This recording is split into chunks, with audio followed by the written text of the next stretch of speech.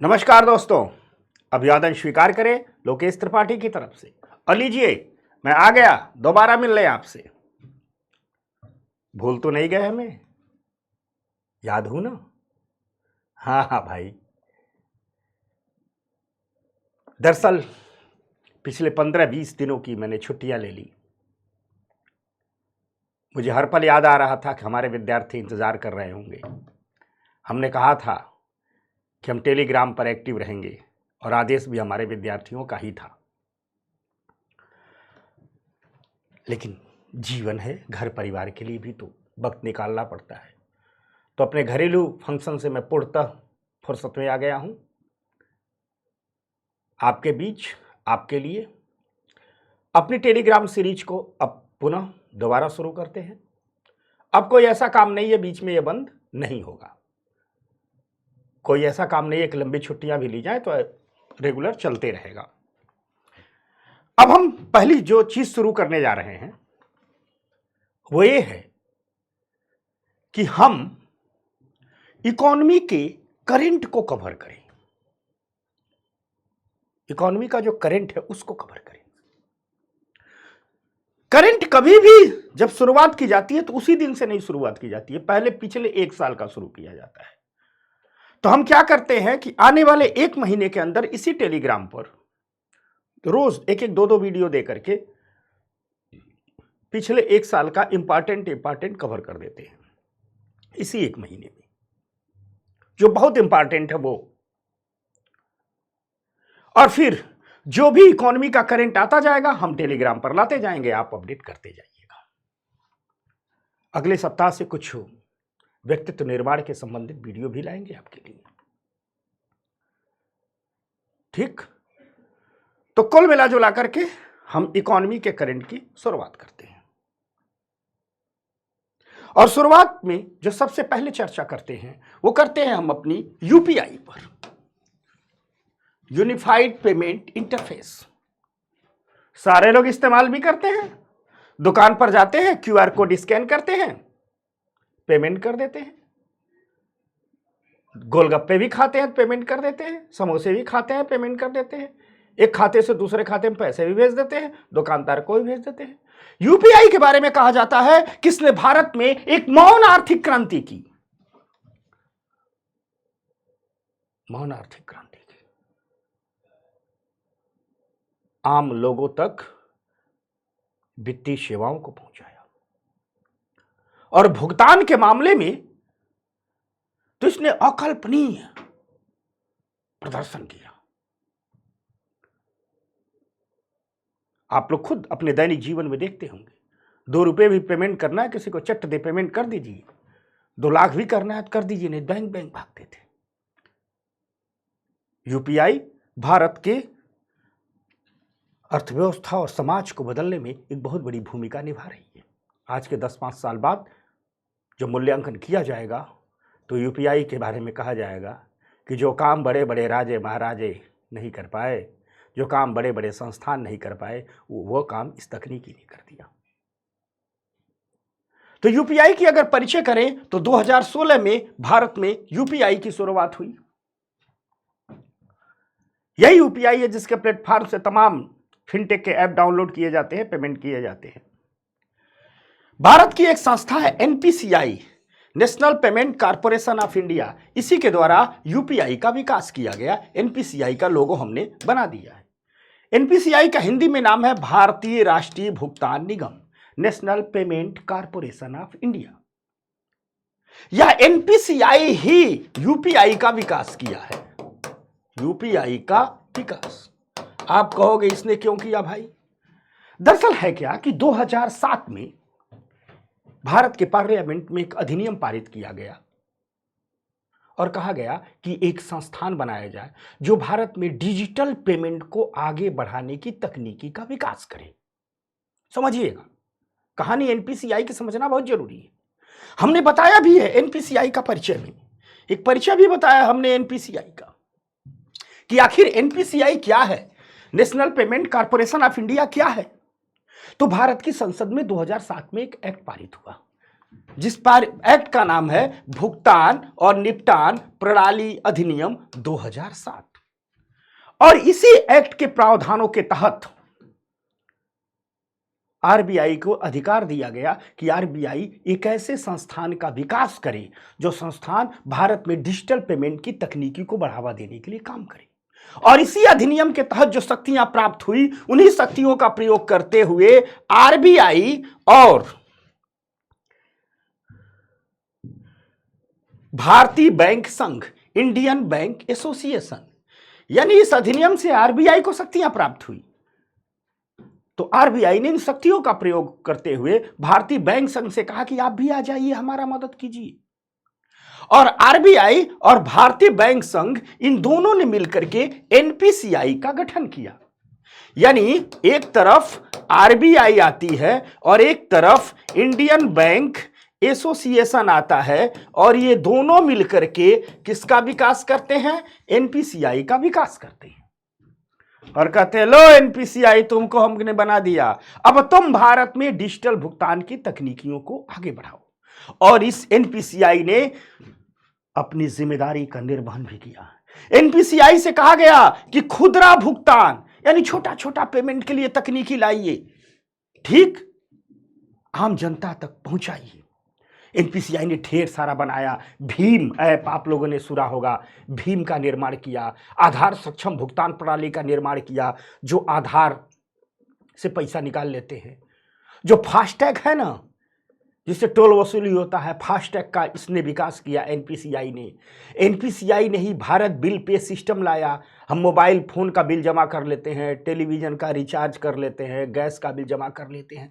ये सारी चीजें एनपीसीआई ने ही विकसित किया। भीम ऐप, आधार सक्षम भुगतान प्रणाली, फास्टैग, ठीक, भारत बिल पे सिस्टम, ये सारा यानी जितना भी डिजिटल पेमेंट का सिस्टम है सब एनपीसीआई विकास कर रही है। और विकास करते करते 2016 में आके छक्का मार दिया, और वो छक्का था यूपीआई। एक ऐसा प्लेटफॉर्म बना दिया जिस प्लेटफॉर्म ने भारत को डिजिटल पेमेंट के मामले में अमेरिका और चीन से भी आगे कर दिया। यूनिफाइड पेमेंट इंटरफेस, एक ऐसा प्लेटफॉर्म बना दिया जिससे डिजिटल पेमेंट के सारे ऐप उसी से जुड़ जाएंगे, उसी से काम करेंगे। आज जितना भीम ऐप है, आधार सक्षम भुगतान प्रणाली है, भारत बीपीएल सिस्टम है, सब जुड़े हुए हैं। ये जितना प्राइवेट कंपनियों, फिनटेक कंपनियों के मोबाइल ऐप हैं, आप लोग अमेजन पे इस्तेमाल करते हो, गूगल पे इस्तेमाल करते हो, फोन पे इस्तेमाल करते हो, सब इसी यूपीआई से ही संचालित होते हैं। तो भारत में आज डिजिटल पेमेंट को बढ़ावा देने का एक अम्ब्रेला संगठन बन गया है यूपीआई। यूपीआई ने अभी हाल में कुछ अपने नए नए वेरिएंट भी बनाए हैं, नए नए वेरिएंट बनाए हैं। जैसे अभी यूपीआई ने एक विकास किया है यूपीआई 123 पे। यह फीचर फोन यूजर्स के लिए है। अरे भैया, सबके पास स्मार्टफोन नहीं है, सबके पास स्मार्टफोन नहीं है। कुछ लोग बटन वाला फोन भी तो इस्तेमाल करते हैं। तो लोग एक खाते से दूसरे खाते में पैसा कैसे भेजेंगे? तो यूपीआई ने कहा अच्छा रुको, तुम्हारा भी ख्याल रखते हैं, और उनके लिए यूपीआई 123 पे का विकास किया कि फीचर फोन वाले इसका इस्तेमाल कर लेंगे। ठीक उसी प्रकार एक नया सिस्टम लाया गया जिसे कहा गया है यूपीआई लाइट। यूपीआई लाइट, इस यूपीआई लाइट में क्या है कि छोटे छोटे पेमेंट किए जाएंगे, मैक्सिमम 5,000 तक के पेमेंट कर सकते हैं। एक विशेषता है, जब आप किसी को यूपीआई से पेमेंट करते हो ना, तो 4 डिजिट का, 6 डिजिट का एक नंबर डालना पड़ता है ना। पहले स्कैनर क्यूआर कोड स्कैन करोगे, उसके बाद एक नंबर डालोगे, फिर पेमेंट डन होता है। यूपीआई लाइट में ऐसा नहीं होता है, यानी आपको पिन दर्ज नहीं करना पड़ता है। स्कैनर स्कैन किए, डन किए, पेमेंट हो गया। लेकिन हाँ, यह छोटा छोटा पेमेंट करता है, मैक्सिमम 5,000 तक का ही पेमेंट होता है यूपीआई लाइट से। छोटका छोटका पेमेंट तेजी से हो, इसलिए यूपीआई लाइट लाया गया है। सब्जी भाजी खरीदिए, चावल दाल खरीदिए, छोटा मोटा समोसे चाट पकौड़े खाइए, यूपीआई लाइट से पेमेंट कीजिए, एकदम स्कैन कीजिए, डन कीजिए, पेमेंट हो गया। अभी इस वर्ष कुछ दिन पहले लाया गया है यूपीआई टॉप एंड पे, अभी लाया गया है, एकदम प्रयोग में जारी है। ये नया नया है, ताजा ताजा। ये कहोगे क्या है? ये है कि बिना इंटरनेट के भी पेमेंट होगा। यानी ऑफलाइन भुगतान किया जाएगा। मान लीजिए किसी क्षेत्र में आप गए, वहां इंटरनेट नहीं काम कर रहा, तो यूपीआई का इस्तेमाल कैसे करेंगे भैया? नहीं कर पाएंगे। यूपीआई तो इंटरनेट से चलता है। तो यूपीआई ने कहा अच्छा रुको, हम अपना एक नया वेरिएंट लाए जाते हैं और उसका नाम है यूपीआई टॉप एंड पे। यह क्या किया जाएगा, इसमें क्या किया जाएगा कि जिस मोबाइल फोन में इस फीचर को ऐड होगा, मान लो हमारी मोबाइल फोन में यूपीआई टॉप एंड पे ऐड हो गया, हमको किसी और व्यक्ति को पेमेंट करना होगा, तो जिस व्यक्ति को पेमेंट करना होगा उसके मोबाइल के करीब हम अपना मोबाइल ले जाएंगे। पहले नहीं, मुझे याद नहीं आ रहा, हम एक मोबाइल से दूसरे मोबाइल में वीडियो ट्रांसफर कर देते थे मोबाइल से हटा करके। तो ऐसे ही जैसे मान लीजिए इंटरनेट नहीं है, हमको किसी को पेमेंट करना है, तो हम अपना मोबाइल उसके मोबाइल के करीब ले जाएंगे, हमारा मोबाइल उसके मोबाइल से जुड़ जाएगा, यानी वायरलेस तकनीकी से जुड़ गया, वायरलेस कनेक्टिविटी हो गई। अब हमारा मोबाइल उस मोबाइल से जुड़ गया, अब जो उस मोबाइल से जुड़ जाएगा क्यों, उसका स्कैनर हम स्कैन कर लेंगे और फिर पेमेंट कर देंगे। यानी कुल मिला जुला करके यूपीआई टॉप एंड पे ऑफलाइन भुगतान की प्रणाली है जो छोटी दूरी की वायरलेस कनेक्टिविटी तकनीकी का प्रयोग करके छोटे दूरी पर पार्ट्स को, मोबाइल को लाते हैं, उससे जुड़ जाता है और पेमेंट कर देते हैं। तो ये यूपीआई टॉप एंड पे वायरलेस पेमेंट है, यहां इंटरनेट की जरूरत नहीं है। अब यूपीआई का प्रयोग देश के भीतर डिजिटल भुगतान को बढ़ावा देने के साथ साथ एक और काम में किया जा रहा है। भारत अंतर्राष्ट्रीय अर्थव्यवस्था में भी अपने यूपीआई को लेकर के कमाल का प्रदर्शन कर रहा है।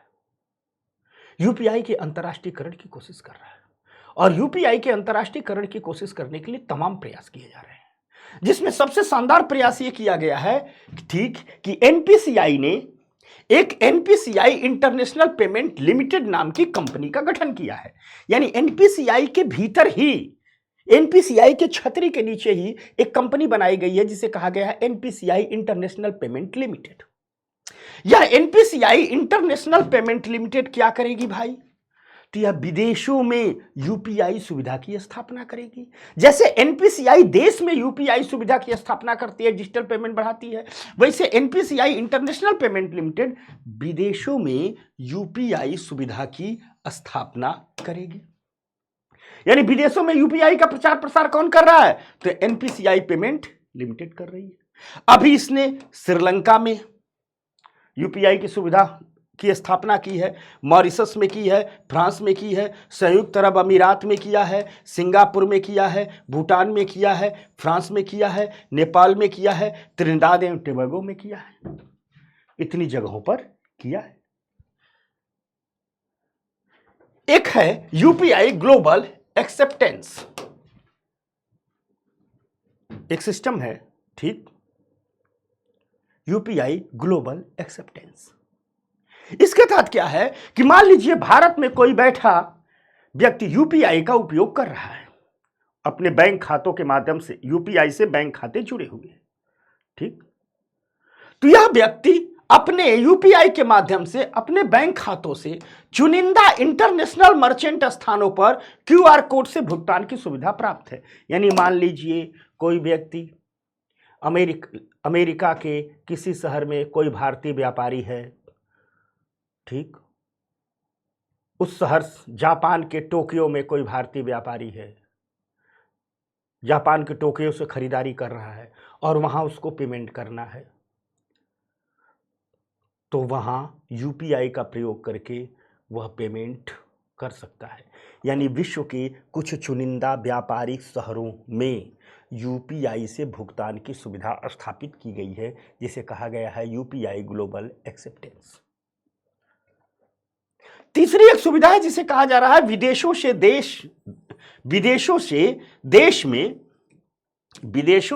देश में विप्रेषण की प्राप्ति। विप्रेषण मतलब वह पैसा जो बाहर काम करने वाले भारतीयों को जो सैलरी मजदूरी मिलती है अपने देश में भेजते हैं, उसी पैसे को विप्रेषण कहा जाता है। तो इसके तहत क्या है कि मान लीजिए कोई यूपीआई उपयोगकर्ता भारतीय नागरिक है, वह विदेशों से देश में पैसा भेजना चाहता है, भारत के बैंकों में खाता है और वह खाता यूपीआई लिंक है, तो विदेशों से जो सैलरी मिली है उस सैलरी को पैसे से अपने यूपीआई लिंक अकाउंट के माध्यम से पैसा देश में भेज सकता है। यह सारे काम किए गए हैं यूपीआई के इंटरनेशनल के प्रयास के लिए। साथ साथ यूपीआई एक अभी पहल की है नई शानदार ताजी, जिसे कहा गया है यूपीआई वन वर्ल्ड। ठीक, यूपीआई वन वर्ल्ड। भारत में जब G20 की मीटिंग हुई थी तो भारत ने कहा था कि हम G20 के देशों को यूपीआई की सुविधा दे रहे हैं। इस पर काम भी तेजी से हुआ है, पहल की शुरुआत की गई है और इसके तहत एक पहल शुरू की गई है जिसे कहा गया है यूपीआई वन वर्ल्ड। इस यूपीआई वन वर्ल्ड के तहत G20 देशों से जो भी विदेशी नागरिक भारत आएंगे उनको यूपीआई की सुविधा दी जाएगी। यानी यूपीआई वन वर्ल्ड के तहत G20 देशों का कोई भी व्यक्ति भारत आएगा, किसी काम से घूमने फिरने, किसी काम से आए, जो भारत में लैंड करेगा उसे यूपीआई की सुविधा प्राप्त हो जाएगी। यह है यूपीआई वन वर्ल्ड। यह है बहुत सारगर्भित संक्षिप्त रूप से यूपीआई की कहानी और इसी कहानी से हम इकॉनमी के करंट अफेयर की शुरुआत कर रहे हैं। नमस्कार, जय हिंद।